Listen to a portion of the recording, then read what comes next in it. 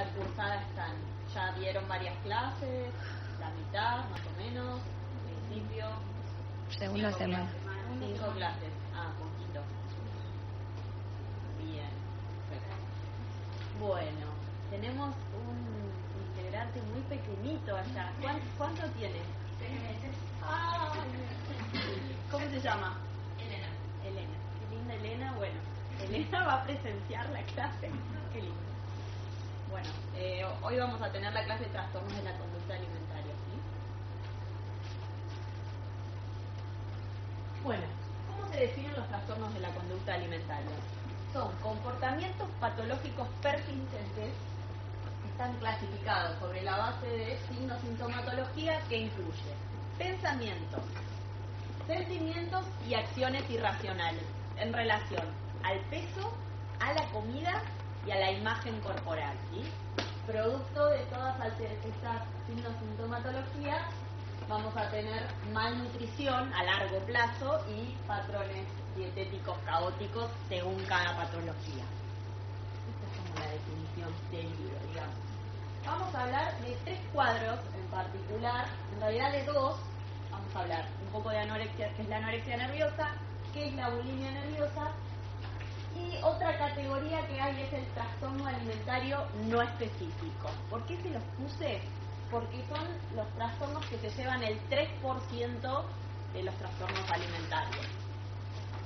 Son trastornos en relación a la comida que tienen algo de criterios para anorexia, algo de criterios para bulimia, pero no llegan a cumplir en absoluto ninguna de todas las categorías para una o para otra. Entonces por eso son no específicos. Es como un mezclado de cada uno y se llevan el mayor porcentaje de prevalencia.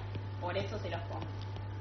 ¿Sí? Hay cuadros que uno, cuenta, el paciente, la paciente, y ahora van a ver por qué digo la paciente, cuenta lo que le pasa en relación a la comida y uno dice, puede ser anorexia, también tiene algo de bulimia, pero no cierra para ninguno de los dos. Y de todas maneras, hablando ahora ya que estoy de las categorías, en realidad una misma paciente, no al mismo momento, no es que al mismo momento tiene bulimia y tiene anorexia, pero el 50% de las pacientes que tienen una anorexia pueden virar en algún otro momento de su vida a tener una bulimia, ¿sí? Estadísticamente el 50% arranca con una anorexia y puede virar a una bulimia. La bulimia también puede cambiar al trastorno por atracón, que después lo van a ver en el DSM. ¿Qué es el trastorno por atracón? Son los pacientes que consumen, que tienen atracones, pero que no hay conductas compensatorias, como en la bulimia. Ya vamos a ver cuáles son las conductas compensatorias. Y un paciente que tenga un trastorno por atracón, si eso en el tiempo continúa, ¿qué nos va a dar? Bulimia. ¿Qué patología va a dar? Estamos haciendo como un continuum clínico, ¿sí? Para que vean que las patologías no son tan estancas, sino que tienen una interrelación, y de una anorexia pasamos a una bulimia, de una bulimia, si no compensa, va a pasar un trastorno por atracón, y el trastorno por atracón sostenido en el tiempo, ¿qué les parece a qué puede conducir? Obesidad, exactamente. Entonces, esto para ejemplificar es que la patología alimentaria puede ser un continuum, ¿sí? No es que si tiene una cosa ya no puede tener otra ni la va a tener. En el mismo momento, por supuesto que no, siempre prima algún cuadro, pero vieron cómo todo se va transformando. O sea que en la personalidad hay algo que no diríamos que es patognomónico, si bien hay ciertas cualidades de cada patología. Si estamos diciendo que pueden virar de una patología a la otra, otro formato clínico, hay ciertas características que se manifiestan independientemente en una patología o en otra, ¿sí? ¿Se entiende? Bien, bueno. ¿Y por qué hablo todo el tiempo de la paciente, las pacientes? Se enojó la letra, se enojó el La estadística dice que tanto la bulimia como la anorexia se presenta más frecuente en mujeres, en porcentaje de 10 a 1. Y la realidad que acá, cuando hacemos entrevistas de admisión que nos derivan de nutrición, la verdad es que yo no he entrevistado hospitalizado ningún hombre consultó, así que estadísticamente se ve reflejado. La edad de inicio, en general, la anorexia es más tempranamente que la bulimia. Ahí ven que la anorexia empieza en la prepubertad, adolescencia, y la bulimia en la adultez joven. Y la prevalencia para anorexia es del 0,4%, la bulimia es del 1 a 1,5%, los trastornos no especificados se llevan el 3%, son los más frecuentes en la adolescencia, y la mortalidad se vio más frecuentemente en anorexia nerviosa, en un 6% a largo plazo, en trastornos crónicos, y la causa de la muerte es muerte súbita, ¿sí? O alteraciones electrocardiográficas, que es la causa más frecuente en anorexia, ¿no? Por inanición y por desbalance electrolítico, ya vamos a ver. Bueno, como factores de riesgo, más que factores de riesgo, factores de vulnerabilidad. El género femenino, por lo que les acabo de decir recién, y es como que estadísticamente es más frecuente, entonces más vulnerable, y también porque tiene una razón de ser. No es lo mismo el cuerpo de la mujer que el cuerpo del hombre, ¿no? Ya los aspectos socioculturales en general, si bien el éxito atribuido a la delgadez puede estar tanto en hombres como en mujeres, bueno, la mujer es como la estética, no la estética, porque la estética también está en el hombre, pero la forma del cuerpo de mujer es más propenso a generar más polémica. Como es verdad que se habla más del cuerpo de la mujer que el cuerpo del hombre, lo que no quiere decir que en ambos sexos haya esta conflictiva de la forma del cuerpo, ¿sí? Pero bueno, también creo que es estadístico y que el hombre tiene trastornos de la alimentación, pero en otro formato, capaz no en anorexia y en bulimia, sino en ir mucho al gimnasio y lo que se llama ahora vigorexia, ¿sí? U ortorexia, que también es otro trastorno de la alimentación, que es como esto de la alimentación saludable exacerbada, no comer sano. Bien. Después, otros factores de vulnerabilidad son que en general son pacientes con rasgos muy obsesivos y muy perfeccionistas, donde todo está puesto en el cuerpo. La perfección en el cuerpo y en la forma del cuerpo, y en llegar a un determinado peso para ser más linda, mejor, que bueno, que después vamos a ver que es un engaño esto de llegar a menor peso para estar mejor y ser más linda, porque el menor peso nunca llega. El menor peso es un peso inexistente que no es compatible con la vida, entonces eso ya no es ni estético, ni bello, ni saludable. Entonces esta es la trampa, ¿no? Bueno, después suelen tener un entorno familiar disfuncional. Esto es toda la patología mental, digamos, un patognomónico del trastorno de la conducta alimentaria. Y no es que un solo factor vaya a predisponer un trastorno de la alimentación, ¿sí? Sino que la conjunción de ellos, más cómo esa persona pueda ir moldeando lo que le fue pasando en su vida, es si va a ser un trastorno de la conducta alimentaria o no. En general son pacientes que suelen tener historial de burlas, críticas, comparaciones descalificadoras acerca de la apariencia física, que llamamos el bullying. Y en general es frecuente de ver, tienen antecedentes de algún abuso, alguna experiencia traumática, física, o en relación a lo sexual. Eso es bastante de ver antecedentes de abuso sexual en la infancia o en la temprana edad. Bien, factores etiológicos.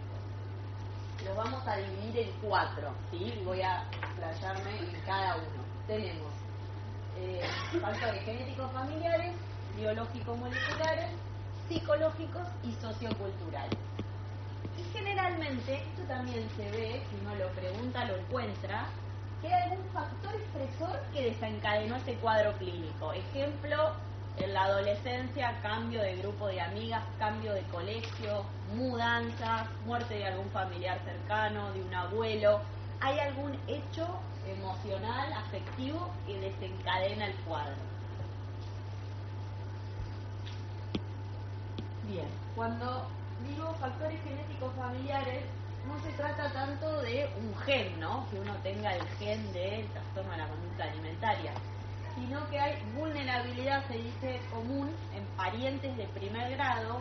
Yo creo que tiene que ver, parientes de primer grado es una persona que los padres tuvieron algún trastorno de la alimentación o los hermanos, bueno, es más propenso a tenerlo, esa persona, con esos antecedentes. Pero tiene que ver no tanto a lo constitucional, sino también a la herencia transgeneracional. Vieron que el comer tiene un formato distinto para cada uno de nosotros según cómo hemos comido, cómo nos han presentado la comida en nuestras vidas, ¿no? Cuántas comidas comemos, qué combinaciones de alimentos hacemos. Y eso viene medio, bueno, vamos a lo de la abuela y se come tal cosa y tal otra. Como cada familia tiene un formato, digamos, familiar, valga la redundancia, de cómo se come, ¿sí? Y eso se va heredando, se va transmitiendo. Y no es menor, hasta a veces es más importante que lo constitucional. Bien. Bueno, esto para mencionarles que ustedes saben que hay centros hipotalámicos donde regulan automáticamente el circuito hambre-saciedad, ¿sí? Y el neurotransmisor que tiene mayor preponderancia es la serotonina, ¿no? En ese ciclo que es regulado. Y se vio esto experimentalmente, la verdad que no podría dar fe de esto, pero se vio que cuando hay alguna depresión del triptofano, que es un precursor de la serotonina, bueno, se pueden perpetuar, o esto contribuye acá dice a la vulnerabilidad psíquica y los síntomas de patología alimentaria. Como para que vean que también hay estudios funcionales que también a nivel constitucional y cerebral, bueno, buscan alguna conducta común en estos pacientes. Pero esto no explica el trastorno, digamos, de la alimentación en sí. ¿Vamos bien hasta acá? Bueno, este para mí es un factor etiológico fundamental, que es el psicológico, ¿sí? Entonces puse, es incuestionable el papel que representa la alimentación en el desarrollo psicosexual del ser humano, ¿no? Y en algunas clases me han preguntado, pero ¿qué tiene que ver la comida con la sexualidad? ¿Qué tiene que ver la comida con la sexualidad? Todo. ¿Por qué? ¿Cómo repercute en forma de cuerpo, cómo te ves vos? Sí, en una parte, bien. ¿Qué más? ¿Qué se les ocurre? Y eso un poco más complejizado, un poco más básico. ¿Cómo? Muy bien, el placer. ¿Qué pasa cuando viene un bebé al mundo? Ahí que tenemos un ejemplo de un bebé. ¿Qué pasa cuando viene un bebé al mundo? ¿Qué hay que hacer? ¿Qué es lo primero que uno hace? Amamantarlo. Exacto, ponerlo con la mamá, lo primero, ponerlo arriba de la mamá. Lo segundo, primero te lo sacan, te lo limpian un poco, le ponen cositas así como vacunas y esas cosas. No, en realidad primero te lo ponen arriba, es verdad. Después te lo llevan y después vuelve, y acá está la parte a la que quería llegar. Y lo ponen al pecho de la mamá. Bien, entonces, ¿por qué tiene que ver la pregunta inicial, la comida con la sexualidad? Porque el primer momento donde a uno lo tiene que poner a comer al bebé. Apenas nace, después de todo esto que estamos hablando, el bebé tiene que comer, porque sale en inanición fisiológica, vamos a decir, de la panza, del útero, ¿no? Entonces uno lo pone en la teta de la mamá y la forma en que esa mamá pueda acunar a ese bebé, esa mamá o la persona que haga la función materna, si no es la teta, será la mamadera, depende de cada caso, pero la forma en que uno provee ese alimento va a reproducir la vida de relación con la comida y con otras cosas de esa personita, ¿sí? ¿Por qué? Porque no es solo la comida, como dijeron bien allá, es la comida necesaria, si no nos morimos, principio de autoconservación, y es el placer por primera vez que esa persona, que todos experimentamos apenas llegamos al mundo. Entonces por eso la comida, ¿se entiende? La comida y la sexualidad es el primer síntoma. La boca del bebé es la primer zona erógena donde experimenta, además de nutrición, placer, ¿sí? Entonces de ahí viene la psicosexualidad, y depende cómo esa mamá después le transmita a ese bebé el alimento, es como se va a relacionar con la comida. Si esa mamá está temerosa, si está segura, si está, distinta, si está angustiada, si está cansada, y no es una vez, es reiteradas veces. No es porque una vez esté cansada, porque lo más lógico es que esté cansada apenas llegue el bebé, pero quiero decir, es un patrón que se repite a lo largo de la crianza, ¿sí? Por eso es tan importante. Y esto marca acá el apetito y la forma de comer. Una de las cuestiones, no es solo eso. En general, estas pacientes tienen un propósito narcisista de perfección y de permanecer siendo el centro del mundo como en la infancia. ¿Por qué es esta frase que pareciera como complicada de entender? El propósito narcisista es que las pacientes que tienen trastornos de la conducta alimentaria tratan de detener su crecimiento. ¿Y cuándo lo tratan de detener? En la adolescencia. Por eso sucede a esta edad. ¿Y por qué en la adolescencia? Porque en la adolescencia el preadolescente, infante que va creciendo, va a empezar a tener su propia identidad, a pensar cosas distintas de los padres, a tener su propia autonomía. Entonces tiene que diferenciarse de ese núcleo primario y empezar a construir una personalidad propia. Si eso se ve truncado o se ve dificultoso, el crecimiento lo detienen, y lo detienen ¿de qué manera? Dejando de comer, ¿no? Y ahí dice el propósito narcisista de perfección y permanecer siendo el centro, como el niño que los padres le dicen que hace todo bien, ¿no? ¿Por qué el adolescente se revela?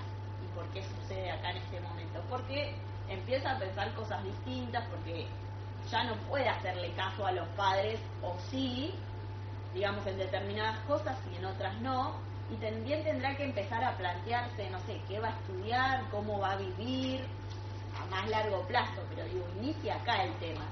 Si eso se ve obstaculizado, una de las maneras de que se ve esa sintomatología es a través de la comida, pero el trasfondo es es el no poder decir quién soy, qué quiero, cómo quiero, de qué manera me gustaría verme, de qué manera me ven los demás, ¿sí? Ese es el trasfondo de la problemática alimentaria, no el estético, así llano, superficial, quiero ser más flaca, ¿se entiende? Bien, entonces para ello, ¿qué van a hacer? Negar el crecimiento y la maduración, porque también hay que negar ese cuerpo. ¿Y por qué yo les decía el género femenino? Bueno, porque los caracteres sexuales secundarios de la mujer son más visibles, ¿no? Entonces, para detener el cuerpo de mujer, ¿cuál es la mejor forma? Inconscientemente es esto, no es que es pensado. Bueno, dejar de comer, y entonces después vamos a ver las alteraciones nutricionales de dejar de comer, ¿sí? Tienen que ver, o sea, son bien favorecedoras de esto, de negar el crecimiento y de construir un cuerpo de un niño, de una niña, ¿sí? Y de permanecer siendo un infante. No. Sí. O sea, sería como no tengo funciones resueltas, dejo de comer para no verme como una persona que va creciendo. Claro, exacto, sí, y lo manifiesto a través de la comida. Todo esto en forma inconsciente, yo se los explico así para que ustedes entiendan, pero nadie lo tiene, digamos, masticado así, si no, no habría conflictiva. Entonces, en general, ahí ya les puse, el conflicto tiene que ver con la sexualidad, con ese cuerpo de mujer, con ser deseadas, con crecer, con la autonomía y la independencia. Y son pacientes que tienen rasgos de personalidad obsesiva, rígida, impulsividad marcada, más que nada se ven las pacientes con bulimia, y en general hay un menoscabo de la autoestima y del sentimiento de logro y autocontrol, que tiene que ver como cuánto peso es lo que valgo. Entonces, cuanto menos peso, más valgo, ¿no? Como todo atribuido al cuerpo y a la delgadez. Como si ser más flaco es sinónimo de ser mejor, más lindo, más querido, todos los atributos positivos que le caben. Bien, entonces, cuando hablamos de anorexia, hablamos de un cuadro con un control restrictivo. Lo que prima en la anorexia es la restricción, ¿sí? Pueden tener conductas de aislamiento, hay una alta racionalidad donde explican que no comen como con algún sentido, que uno dice, bueno, en principio, diría, bueno, tiene razón, esto que dice, a algún grado de racionalidad. Y hay una supresión enorme del placer. En cambio, en la bulimia hay un control caótico de la alimentación, hay conductas impulsivas, suelen tener características impulsivas, mayor riesgo de suicidio por la impulsividad y suelen comer a escondidas, como la anorexia, y acumular alimentos. Pero como dijimos que estas patologías pueden intercambiarse a lo largo de la vida de un individuo, los rasgos de personalidad pueden coexistir. Una paciente en algún momento puede ser más impulsiva de su vida que en otro. Y si no, también puede estar más contenida en algún momento de la vida y disimular en otro síntoma, y la verdadera esencia era que era impulsiva, ¿sí? Pero no tomen como que si tiene tales rasgos, entonces es tal patología, y si tiene tales otros, es otra, porque ya vimos que pueden tener las dos. Bien. Bueno, con respecto a los factores socioculturales, depende la cultura y depende hasta el momento en el que estemos, ¿sí? Pero la forma de comer es, como puse ahí, una manifestación social de comunicación. Vieron que la comida y el tomar está todo el tiempo. Vamos a festejar, tomamos algo. Pasó una tragedia, vamos a tomar algo también. Es como todo el tiempo la comida es una forma de comunicación. Y la apariencia física y la figura también representan, bueno, para cada cultura, para cada época y para cada persona, ¿sí? Porque todos estamos en la misma cultura, acá hoy, en la misma época, pero para cada uno, por la vivencia que cada uno tenemos de nuestra historia personal, el cuerpo significa una cosa, ¿sí? Entonces, eso es lo importante en realidad, que es lo que marca nuestra personalidad. Bien, ¿vamos bien hasta acá? Sí. Bueno, entonces, para agregar a la anorexia, entonces, la definimos como la preocupación obsesiva por el peso, y hay una autoevaluación exagerada de la forma y el tamaño corporal. Hay muchas veces que vienen pacientes y nos dicen, no, porque tengo una cuestión con tal alimento, o por ejemplo el otro día no puedo tragar, estoy angustiada, y entonces, pero no, en ningún momento me habló de la forma y el tamaño del cuerpo. Entonces, digamos, la aleja de este cuadro, si bien trae alguna cuestión con el alimento y con el comer. Porque resulta que no podemos vivir sin comer, y el comer es como algo tan, digamos, esencial en nuestra vida, y todo el tiempo estamos comiendo muchas veces en el día. Entonces, bueno, siempre hay una preocupación por el peso, cualquiera puede tener una preocupación por el peso, pero hay que preguntar qué explica de por qué sería malo o bueno engordar o adelgazar. Y cómo se ve, ¿no? Y ahí eso les va a dar la pauta hacia dónde vamos. Y en general tienen un extremo temor a engordar también, porque están preocupadas por la forma del cuerpo y la percepción y el tamaño, ¿sí? Y sumado, bueno, una imagen corporal distorsionada, que también esto es muy característico, estos son los síntomas claves sobre los cuales se instalan patrones de ingesta disfuncional en relación a la anorexia. ¿Sí? ¿Puedo hacer una pregunta? Sí. Cuando entrevistamos a la paciente ahí y nos dice algo muy racional, ¿cambia cómo se diría el seguimiento o algo? O sea, ¿qué diferencia tiene a decir, no, la verdad que me veo el triple de mi tamaño, a decir, no como porque hago mucho deporte y ya me pasé para el otro lado, no sé cómo decirlo?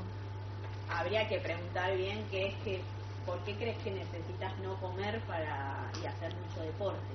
Me preguntaría yo, por ejemplo. Pero no es como que marca la severidad o estadios diferentes.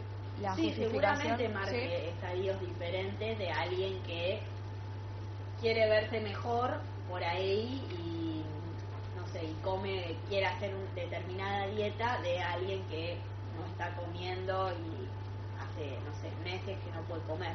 Okay. Sí, marca la severidad del cuadro clínico, pero bueno, siempre hay que preguntar más allá, no una cosa como, bueno, dame una explicación concreta, hay como que investigar más cuáles son las razones por las que esa persona llevó esa conducta. Bien, gracias. Sí, en su historia personal, que no te lo va a decir en una entrevista. Claro. Ellos dicen que no pueden o que no quieren comer. No ¿Quién puede es? ser. La gente anoréxica. Las dos cosas te pueden decir. Que no quieren o que no pueden. Las dos cosas.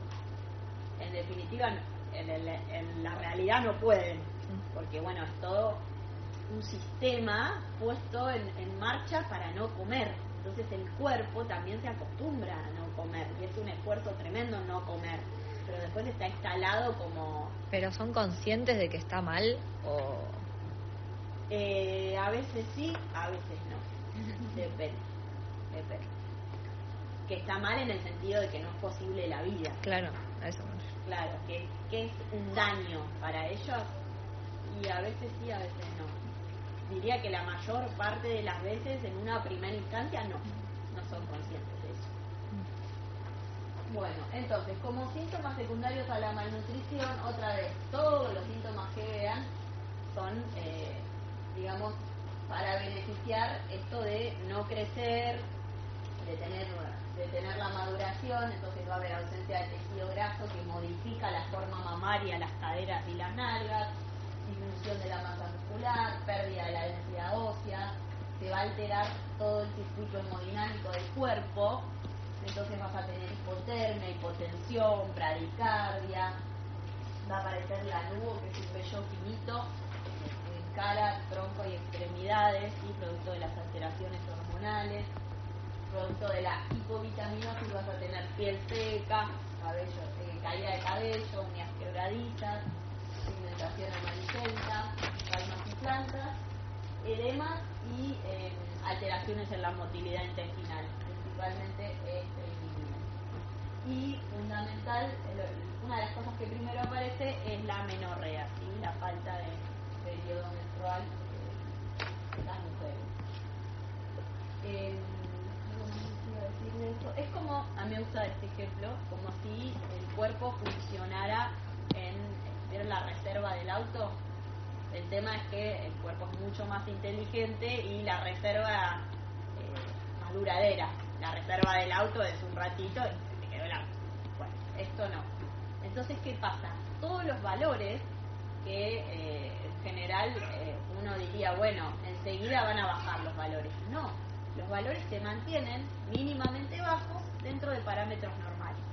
Entonces, cuando yo me refiero a alta racionalidad, tenía una paciente que me decía, pero ¿cuál es el problema? Que yo no coma, si fíjate, los estudios, el laboratorio, me da normal. Y es verdad, le daba normal bajo, y entonces acá es cuando les digo racionalidad entre comillas, porque bueno, sí, le daba normal, hasta que en 2 días se te baja el potasio y tenés una arritmia en tu casa. Entonces no te da normal, porque en algún momento el cuerpo deja de funcionar sin combustible. Pero como el cuerpo compensa, y es como una máquina bastante perfecta, a costa de generar daño a largo plazo, o sea, alguien no come a muy largo plazo, daño renal, daño cardíaco, bueno, entonces el cuerpo funciona. Y estas pacientes que dicen, pero si yo vivo, tengo un laboratorio dentro de rango, porque ¿cuál sería el problema? ¿Para qué crees que comas si así como estoy bien? ¿No? Esa es la racionalidad. Bien. Bueno, y después, las complicaciones somáticas más graves, a lo que más le tenemos que tener miedo, es la deshidratación y el desequilibrio hidroelectrolítico. Porque tanto en la bulimia como en la anorexia, en la bulimia por los vómitos y en la anorexia por los estados de inanición, ¿qué pasa? Baja potasio, magnesio, el sodio, el calcio y el fosfato, ¿sí? Lo más preocupante es que baje el potasio. ¿Por qué? Porque si baja el potasio hay mucho riesgo de arritmias, de alteraciones electrocardiográficas. La arritmia más complicada que puede suceder por baja de potasio es la arritmia ventricular torzada de punta, ¿sí? Que es mortal, un gran porcentaje. Así que, digamos, esa es la cuestión a tener en cuenta en estas pacientes. Y eso, el potasio baja de un momento para el otro. Lo tenías bien, 3,5, y si la conducta esta es persistente en el tiempo, en 2 días el potasio pudo haber bajado, ¿sí? Entonces esto es lo que hay que tener muy presente para estas pacientes. Bueno, después los trastornos de la motilidad, también es a largo plazo, patología renal, infertilidad a largo plazo, lo que yo les decía, que el cuerpo de alguna manera se cobra eso que da para sobrevivir en lo agudo, se cobra en lo crónico. Y bueno, fracturas por osteopenia, que es baja absorción de calcio y huesos débiles. Entonces, como les dije antes, el laboratorio puede ser normal a pesar de la desnutrición. Entonces, bueno, acá está el engaño. Están desnutridas, pero con laboratorio normal. Y niegan su delgadez y su gravedad, y esto, bueno, el peligro que esto conlleva, ¿no? Bueno, hablemos un poco de bulimia. Entonces, en la bulimia, lo más frecuente se manifiesta con estados de atracón. ¿Y qué son los atracones? Son episodios donde se consumen grandes cantidades de alimentos mezclados, en general ahí puse harinas refinadas y azúcares, pero puede ser multiplicidad de alimentos que son de fácil deglución, en general fácil deglución porque eso lleva conduce a consumir más cantidad. Y es en forma compulsiva, con una sensación de pérdida de control y un sentimiento de culpa y de vergüenza luego de hacerlo. Y dice el libro que el atracón debe ser en un término de 2 horas, toda esta mezcla de alimentos en un término de 2 horas. ¿Sí? Son episodios de voracidad que tienden a ser obvio clandestinos, y el atracón puede ser objetivo en el sentido de que el libro define que esto es un atracón, pero también el atracón puede ser subjetivo. ¿Qué es un atracón subjetivo? Es una paciente que dice que come, caso real, una media luna, un yogur con cereales y una media luna, un yogur y como si les dijera un sanguchito de jamón y queso, y para ella eso ya era un atracón en la merienda. No es como con el sentimiento con el que lo están comiendo. Claro, una de ellas es la sensación de no poder parar y la sensación de culpa por comer eso que ya cree que es excesivo. Entonces es un atracón del orden de la subjetividad. Entonces ahí podía entrar lo no especificado, ¿sí? Como no es un atracón, pero para un atracón que cumple con los criterios, pero es un atracón al fin porque ella lo vivencia así. Entonces después en el diagnóstico ponemos un no especificado, ¿sí? Y también hay sin que esté acompañado de bulimia, ¿no? Tipo como atracón, como que una persona se siente mal y para como castigarse si da atracones puede ser también. Claro, habría que ver con qué frecuencia y si tiene conductas compensatorias o no. Puede que se castigue con atracones, pero bueno, si solo hace eso... Como para sentir más culpa después por... Solo tiene atracones, estamos en trastorno por atracón, no estamos en bulimia. Pero bueno, es como compartido. Tengo atracones en la bueno, la paciente con bulimia intenta deshacerse de las calorías ingeridas, o vomita o toma laxantes, ¿sí? Y tanto vomitar como los laxantes generan desequilibrio hidroelectrolítico. Y en general acá puse que las conductas impulsivas trascienden, ¿sí?, el área de la alimentación, bueno, se ven en todos los otros aspectos de la vida del paciente y suele estar asociados con a veces tendencia a lastimarse. Acá decía el libro, yo no lo he visto tanto, la cleptomanía, que es sustracción de objetos ajenos, y abuso de sustancias, pero por la misma estado impulsivo, ¿sí? Y estos pacientes tienen un perfil más de grupos limítrofes, trastorno límite de la personalidad. No sé si ya vieron esta clase, pero bueno, están más dentro de ese perfil. Bien. Y bueno, los vómitos, ya lo dijimos. El problema de los vómitos es el desbalance hidroelectrolítico, porque produce alteración del ritmo cardíaco, no se lo van a olvidar, que es lo más importante en cuanto a la urgencia orgánica, ¿no?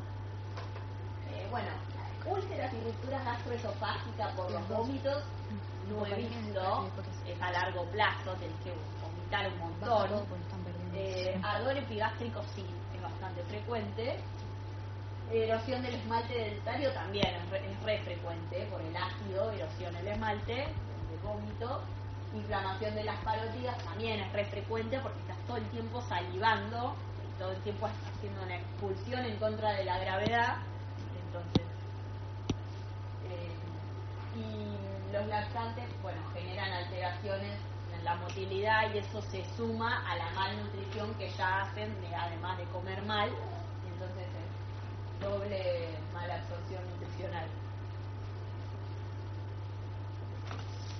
Bien, entonces, bueno, acá les puse los distintos diagnósticos de trastornos de la conducta alimentaria solo para que tengan como la perspectiva de que son varios y que no están relacionados entre sí algunos, pero no es importante que se sepan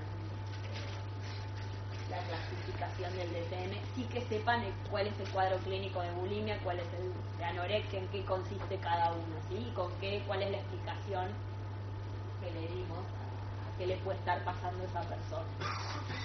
Pero tenemos todos estos trastornos. Hablamos de anorexia, de bulimia, algo les mencioné de trastorno por atracón, el no especificado, que vimos que eran los más frecuentes, y bueno, después, por ejemplo, la pica tiene que ver con consumir alimentos o objetos sin, ¿cómo se llama? Que no sean digeribles. Un objetivo alimentario. ¿Cómo? Que no sean digeribles, ¿no es? Que no sean digeribles, sí, pero sin objetivo de comer, sino que, por ejemplo, se puede comer tierra, hielo, pelos, ¿sí? Tiene que ver con una conducta más asociada a otros trastornos, como puede ser un retraso mental, un estado psicótico, pero bueno, sepan que están dentro del trastorno de la conducta alimentaria porque tienen que ver con la ingestión, ¿sí? Son objetos y no con un fin de alimentación. Bien, acá les puse los criterios del DSM solamente para remarcarle dos cosas, no me interesan que se sepan los criterios, pero sí que la anorexia nerviosa podemos hablar de dos tipos.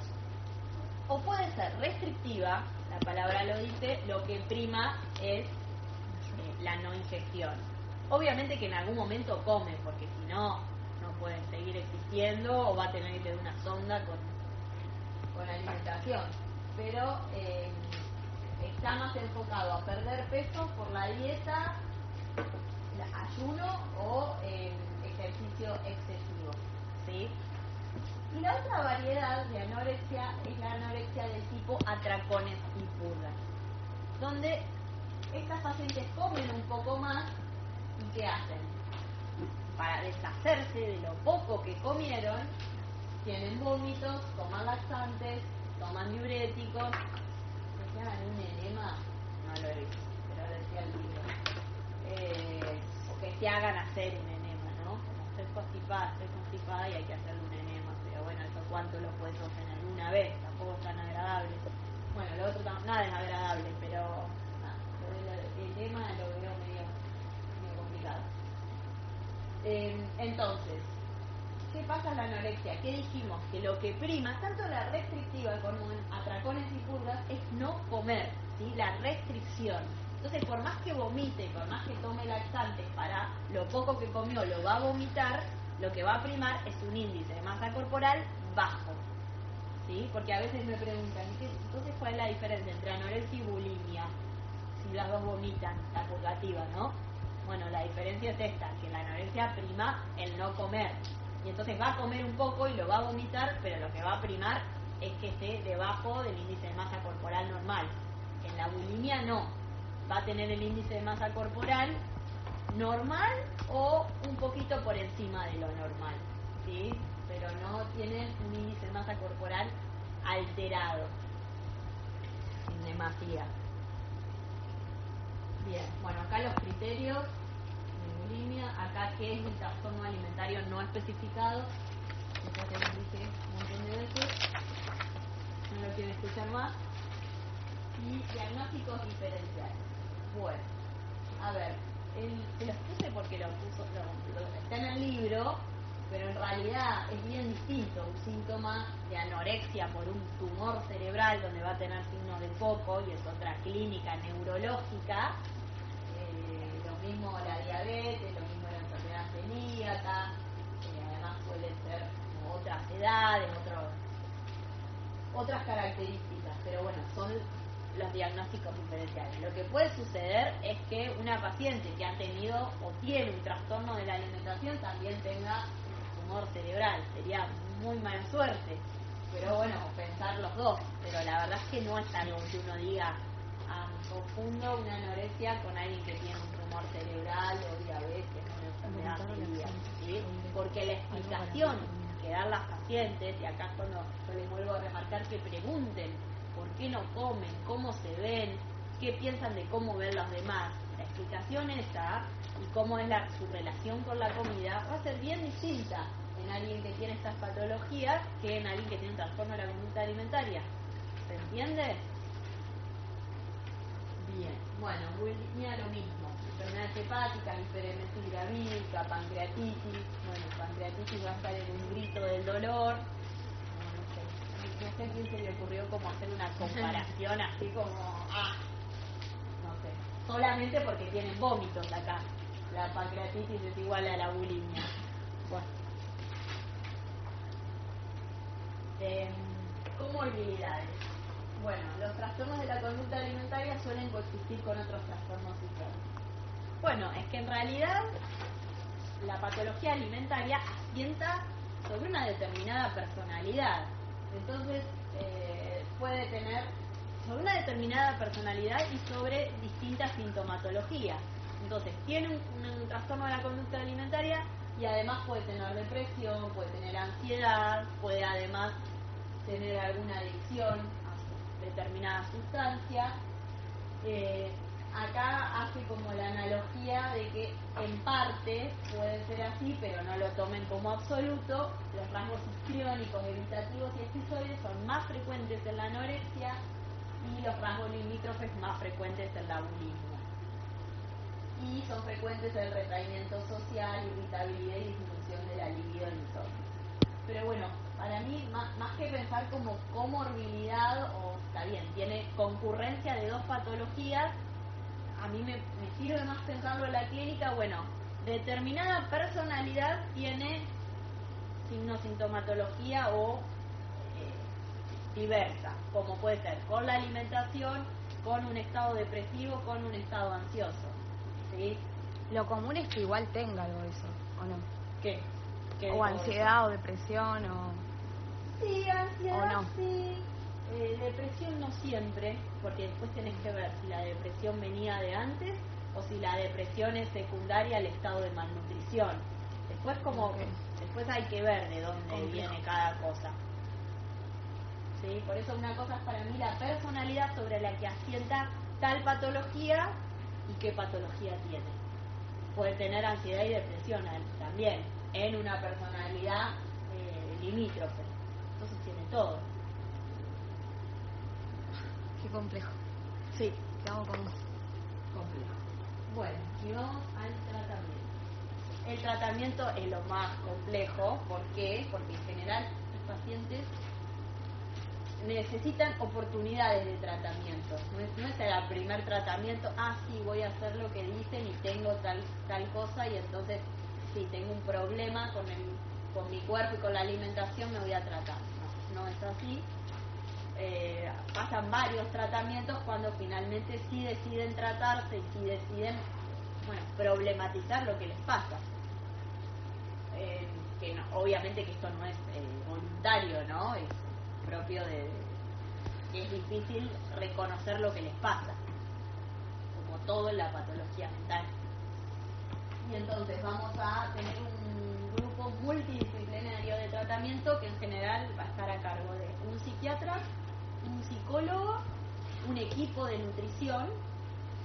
Después se pueden necesitar, depende de la patología orgánica, hacer interconsultas con clínica médica, con endocrinología y con ginecología, y después algunas otras especialidades, como que en algún momento se necesita un acompañante terapéutico o algún otro recurso, pero básicamente con un equipo de nutrición, un psicólogo y un psiquiatra estaría más o menos, digamos, el equipo conformado necesario. Con respecto a los fármacos, en general lo que hacemos es control farmacológico de síntomas, ¿no? Entonces, si el paciente está deprimido, si tiene más comportamientos obsesivos, si es impulsivo o ansioso, vamos a dar determinados fármacos. Pero no hay un fármaco específico para restablecer la relación con la comida, pero el único fármaco aprobado por la FDA es la fluoxetina, ¿sí? Es unir en dosis altas. En dosis altas me refiero a 60 miligramos, ¿sí? Y lo que hace es modificar un poco en el tratamiento agudo, no en el tratamiento de mantenimiento. Tanto las recaídas no las previene, porque eso será el mantenimiento. Eso yo saqué el libro, pero después leí un paper que lo contradecía, más actual, y es para el tratamiento agudo tratamiento agudo, no el mantenimiento, perdón. Está indicado para disminuir la cantidad de atracones, porque se vio que tiene algún efecto en el circuito hambre-saciedad, y es serotoninérgico, ¿sí? Entonces, esa es la razón. Pero es el único aprobado en bulimia. La anorexia no hay nada aprobado, ¿sí? Para que restituir el peso, o para que tengan más hambre, o experimenten mayor placer, porque el problema no es que no tienen hambre, sino el problema es el apetito.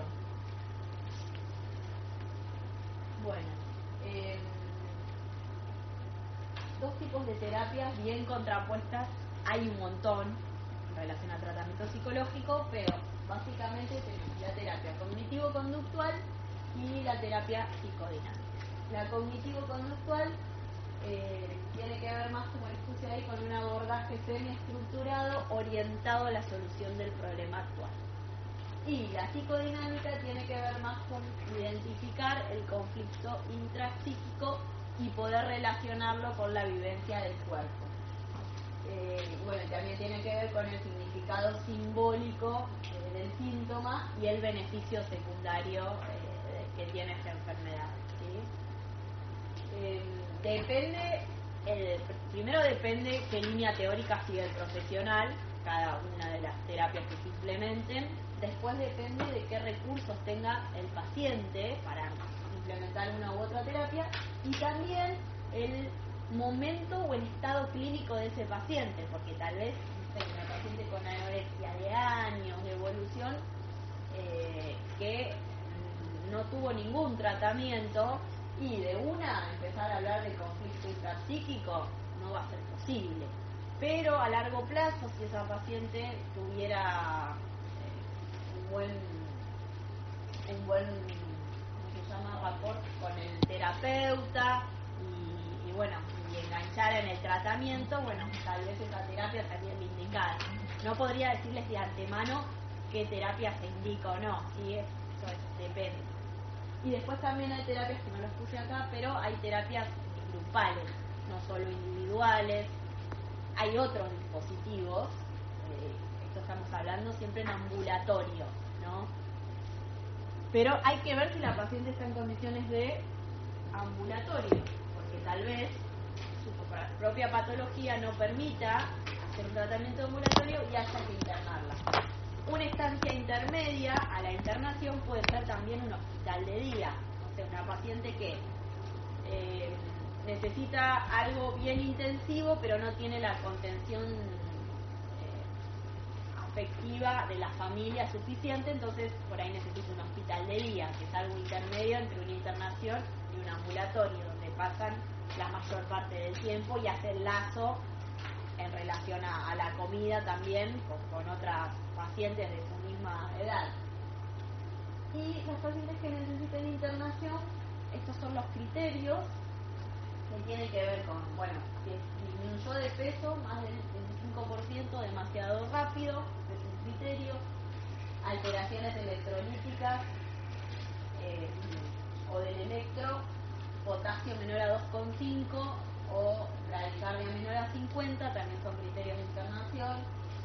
Es relativo esto, porque, no sé, paciente con, yo veo que el potasio va bajando y no para de vomitar, y no está en condiciones de volver a la consulta siguiente, aunque no me haya llegado a 2,5 el potasio, la interno.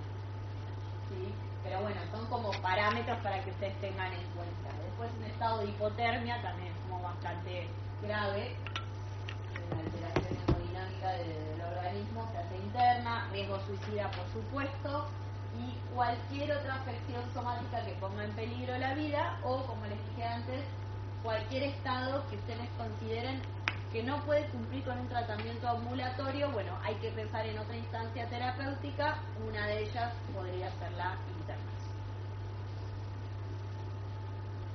Bueno, preguntas.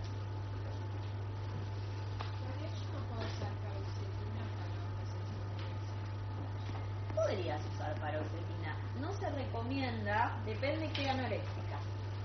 No se recomienda porque, así a priori, ¿no?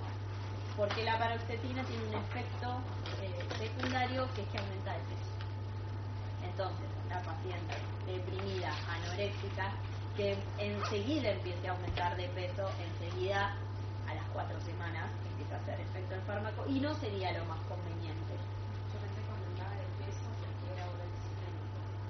Claro, bueno, sí, pero después la consecuencia va a ser que se vea más gorda, y si el problema es que no se quiere ver gorda, hasta poder trabajar algo de eso, no sería bueno como arrancar con ese fármaco, con esa indicación.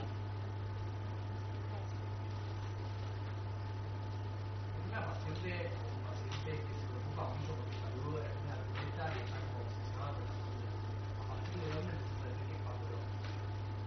Depende de vuelta que explique de esa obsesión. ¿Esa obsesión es cuidarse o esa obsesión es llegar a un peso determinado y tener una determinada forma de cuerpo? Tener el mejor físico posible. El mejor físico posible en el marco de la salud.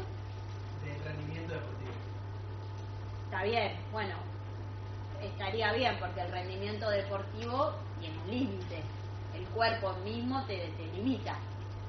Está bien, está pensado con un fin socialmente aceptado y bueno, después hay que ver qué usa para llegar a ese fin. Si el mejor rendimiento es tomar anabólicos, y te diría que no, porque por un lado es el mejor rendimiento parcial, porque en algún momento el cuerpo va a pasar factura, y por otro lado, ¿qué estás haciendo para llegar a ese mejor rendimiento?